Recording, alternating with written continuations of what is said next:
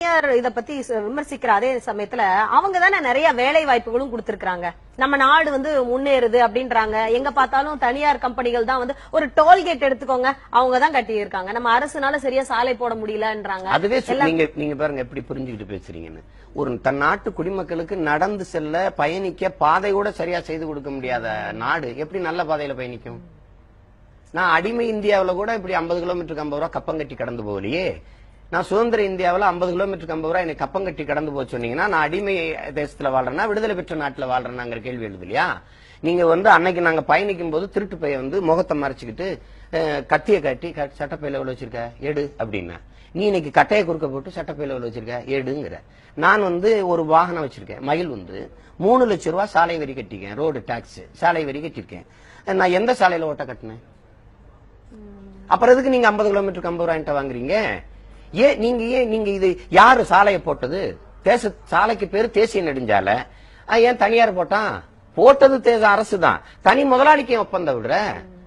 எப்படி ஒப்பந்தம் விடுறீங்க நீங்க? அவன் எவ்வளவு தூரத்துக்கு, இது எத்தனை ஆண்டுக்கு வசூலிக்கும்? ஒரு வெளிப்படையான அறிக்கை இருக்கா? எத்தனை ஆயிரம் கோடிக்கு, எத்தனை லட்சம், எத்தனை ஆயிரம் கோடிக்கு போட்டீங்க?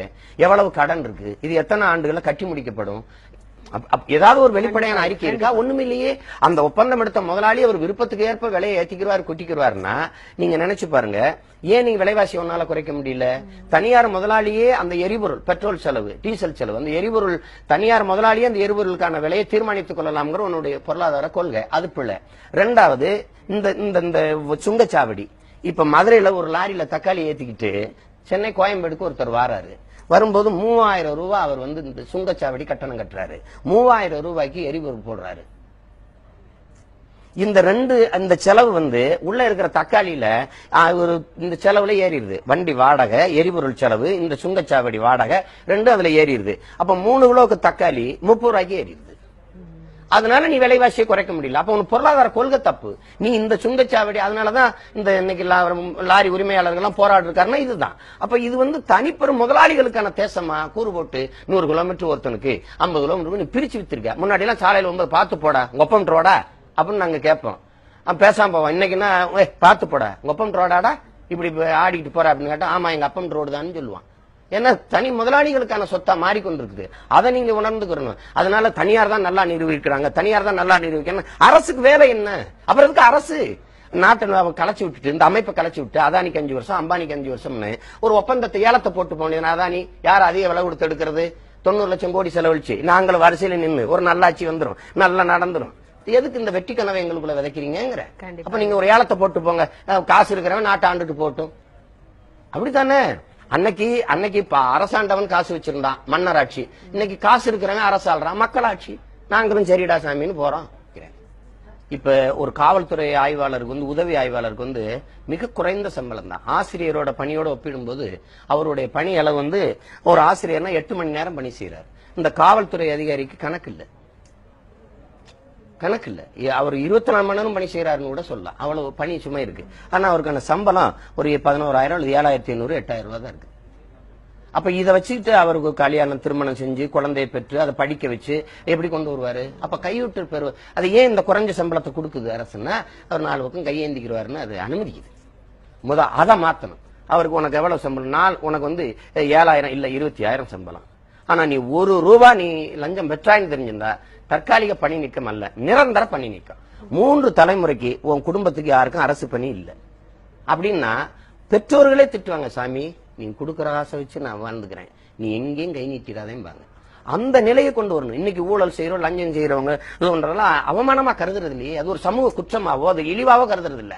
யாரு செய்யல? உளவியலா எல்லாருக்கும் இவங்க திருடுறாங்களே, நிறைய ஊழல் பண்ணிட்டாங்க, யாரப்பா செய்யல? இவர் நிறைய லஞ்சம் வாங்கிட்டாரு, யாரு வாங்கல? அப்ப இது ஒரு தேசிய மயமாக்கப்பட்ட ஒன்றா இது மாறிடுச்சு. அப்ப இதை மாத்தணுங்கிறத நம்ம நினைக்க. மக்களுக்குள்ள இருக்க சகிப்புத்தன்மை, எனக்கிட்ட நேர்மை இல்லைங்கிறதுனால நான் மக்களை நேர்மையற்றவனா மாத்துறேன். எப்படி மாத்துறேன்? வாக்கு. அந்த வாக்கை பெறுவதற்கு 1000 500 அண்டா குண்டா ஆடு மாடு தோடு தொங்கட்டான் பிரியாணி குவாற்று எல்லாத்தையும் கொடுத்து அந்த வாக்கை பறிக்கிறேன். என்னை போலவே என் மக்களையும் நேர்மையற்றவனா மாத்துறேன். இதுதான் பெரிய துரோகம். அப்ப அவன் என்ன பண்றான்? நீ ஏன்டா ரோட ஒழுங்கா போடல அப்படின்னு சட்டை பிடிச்சு கேட்க முடியாது. நீ ரோட்டை ஒழுங்கா போட்டியா அப்படின்னு கேட்டா, நீ நோட்டை வாங்காம ஓட்ட போட்டியா அப்படின்னு அவன் கேட்பான். அப்படின்னா மக்கள் நேர்மையற்றவன் ஆயிடுறான். அதனால அவன் எந்த அநியாயத்தையும் சகிக்க தயாராயிடுறான். முதல்ல உளவியல் மாற்றம், அடிப்படையில இருந்தே மாற்ற வேண்டியது இருக்குது. ஒவ்வொருத்தனுக்குள்ளேயும் மாற்றம். உலகம் எப்படி இருக்கணும்னு நீ நினைக்கிறியோ, உலகம் எப்படிலாம் இயங்கணும், அந்த மாற்றம் உனக்குள்ள இருந்து தான் தொடங்கணுங்கிறான். ஏன்னா என்னை சரி செய்ய முடியாத நான் என் சமூகத்தை சரி செய்ய முடியாது. எனக்குள் எந்த மாற்றத்தையும் ஏற்படுத்த முடியாத நான் சமூகத்தை மாற்ற முடியாது.